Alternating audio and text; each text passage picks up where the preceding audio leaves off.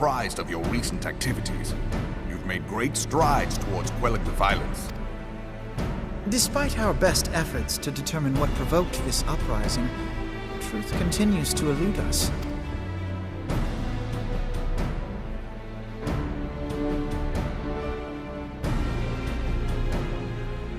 This information does not leave this room.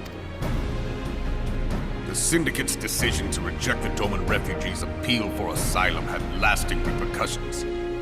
A number of those displaced by the calamity claimed it was proof of a policy of discrimination. Together with a group of Alamegan refugees, they organized a series of demonstrations to protest against the Sultanate.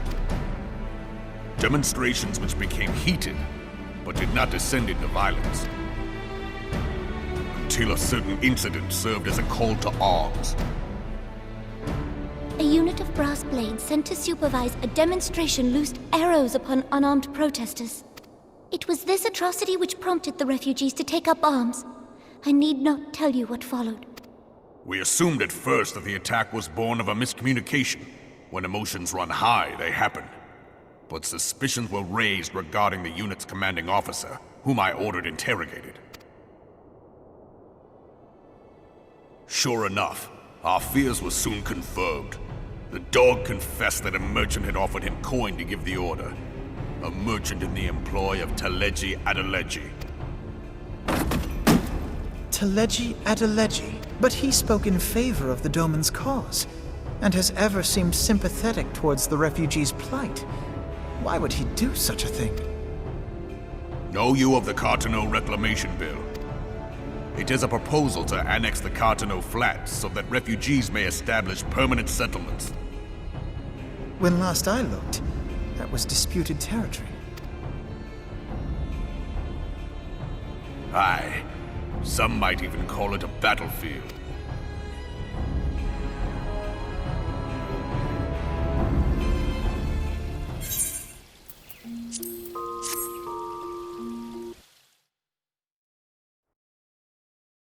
The destruction wrought by Bahamut was greatest at the Cartano Flats.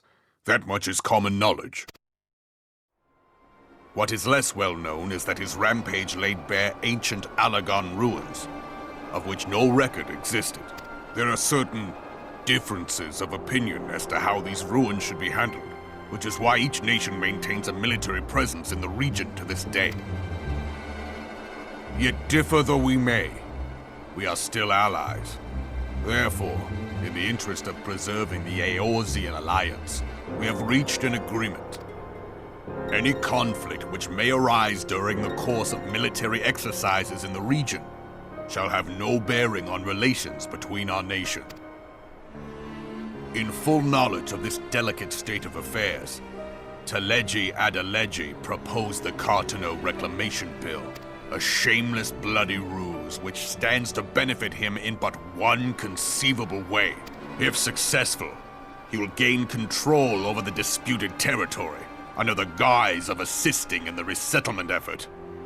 And you can be sure he'll build an orphanage next to every Alagan ruin.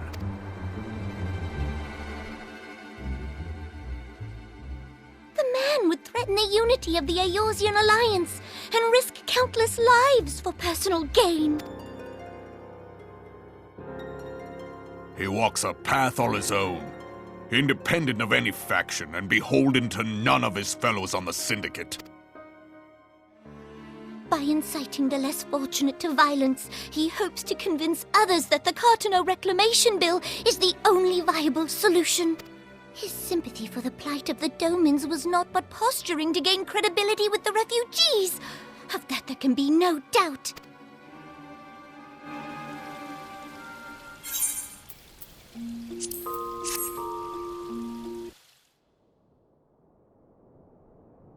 Forgive me, but what could possibly motivate Teleji Adeleji to go to such lengths?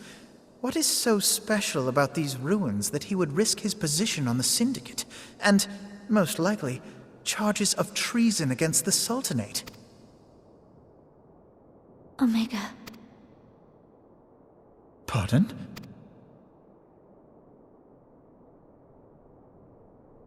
An Alagan monstrosity, not unlike the Ultima weapon. Mayhap larger, we know not.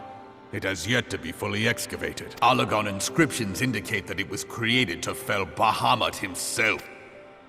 If accurate, it might explain why Nail Van Darnus chose to bring the Red Moon down upon the Cartano Flats, given the ends he went to ensure Eorzea's annihilation.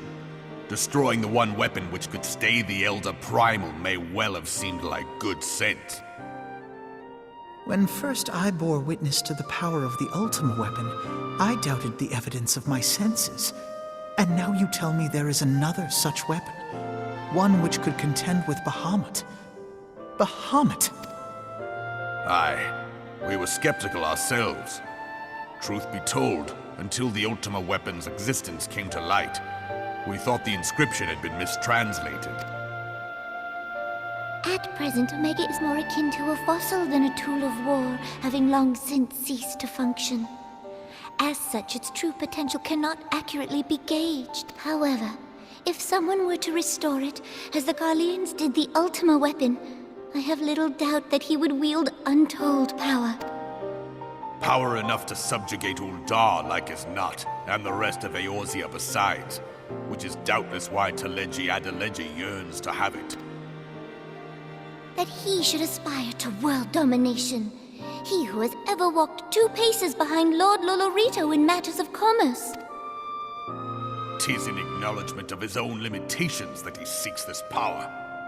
Woe betide us all should we allow him to have it.